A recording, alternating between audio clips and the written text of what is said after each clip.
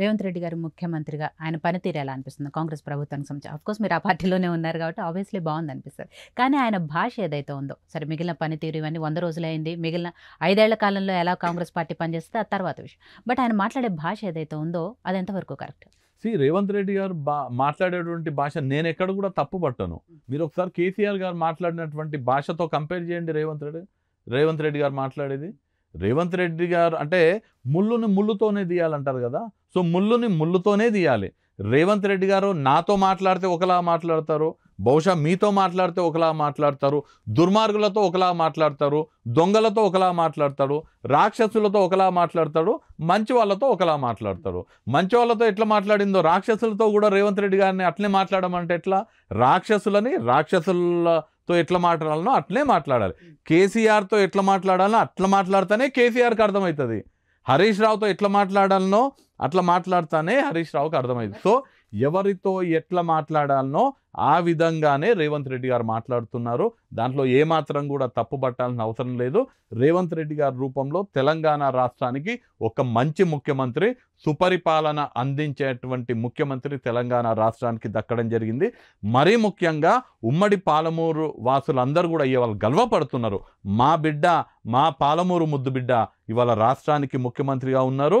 వడ్డించేవాడు మనవాడైతే ఏ బంతిలో కూర్చున్నా కానీ మన కడుపు నిండేటట్టుగా ఉంటుంది అనేటువంటి విషయాలు మనం ఊర్లలో వింటుంటాము. రేవంత్ రెడ్డి గారి నాయకత్వంలో కని విని ఎరుగని విధంగా మహబూబ్ నగర్ని అభివృద్ధి పదంలో నడిపించుకుందాము.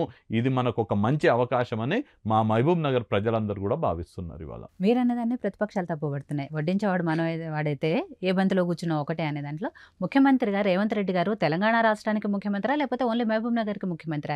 రావాల్సినవన్నీ ఓన్లీ మహబూబ్ నగర్కి ఇస్తే మిగిలిన రాష్ట్ర జిల్లాల పరిస్థితి? ముఖ్యమంత్రి గారు మీరు అన్నట్టుగా ముమ్మాటికి తెలంగాణ రాష్ట్రానికి ముఖ్యమంత్రి అయినా ముఖ్యమంత్రిగా తెలంగాణ రాష్ట్రానికి వారి బాధ్యత నిర్వహిస్తూ మహబూబ్ నగర్కి ప్రత్యేకంగా ఒక దృష్టి ఎక్కువ పెడుతూ మహబూబ్ నగర్లో ఉన్నటువంటి గతంలో ఎంతైతే నిర్లక్ష్యం జరిగిందో ఆ నిర్లక్ష్యాన్ని తుడిచిపెడుతూ మహబూబ్ నగర్కి మంచి చేస్తూ మహబూబ్ నగర్కి కావాల్సినటువంటి అభివృద్ధి సంక్షేమ పనులకు కావాల్సినటువంటి నిధులన్నీ కూడా ముఖ్యమంత్రి గారి కేటాయించాలని మేమందరం అనుకుంటున్నాము.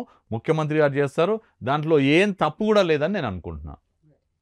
దేశవ్యాప్తంగా జరుగుతున్న చర్చ liquor scam, Delhi liquor scam సంబంధించి కవిత గారికి సరే తిహార్ జైలుకు కూడా వెళ్లాల్సి వచ్చింది. ఇవన్నీ పరిణామాలు ఏమనిపిస్తుంది అంటే ఎలక్షన్ల ముందు బీజేపీలు అంతే చేయటం అనేది బీఆర్ఎస్ బీజేపీ కలిపి డ్రామాలు ఆడుతున్నాయని కాంగ్రెస్ పార్టీ నాయకులు చెప్తున్నారు. కానీ చట్టం తన పని తాను చేసుకుపోతుంది, ఇందులో బీజేపీకి ఏ సంబంధం లేదని బీజేపీ నాయకులు చెప్తున్నారు. బీఆర్ఎస్ పార్టీ మాత్రం ఇది కావాలని మాపై చేస్తున్న కుట్ర అని చెప్తున్నారు. అసలు ఏం జరుగుతుంది లిక్కర్ స్కామ్లో? భారతీయ జనతా లిక్కర్ స్కామ్ని పక్కన పెడితే లిక్కర్ స్కామ్ వరకు కవిత గారు తప్పు చేస్తే కవిత గారికి శిక్ష పడాలి. కవిత గారు తప్పు చేసినారన్నట్టుగా రుజువులు చాలా స్పష్టంగా తెలుస్తుంది, ప్రజలందరూ కూడా నమ్ముతున్నారు. సో శిక్ష పడుతుంది, అది ఒక అంశము.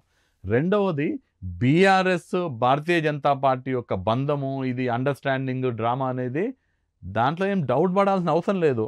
పార్లమెంట్లో ఎప్పుడు బీఆర్ఎస్ ఎంపీల మద్దతు అవసరం ఉన్నా కానీ అప్పుడు బీఆర్ఎస్ వాళ్ళు అన్ని అంశాలలో భారతీయ జనతా పార్టీకి మద్దతు ఇవ్వడం జరిగింది.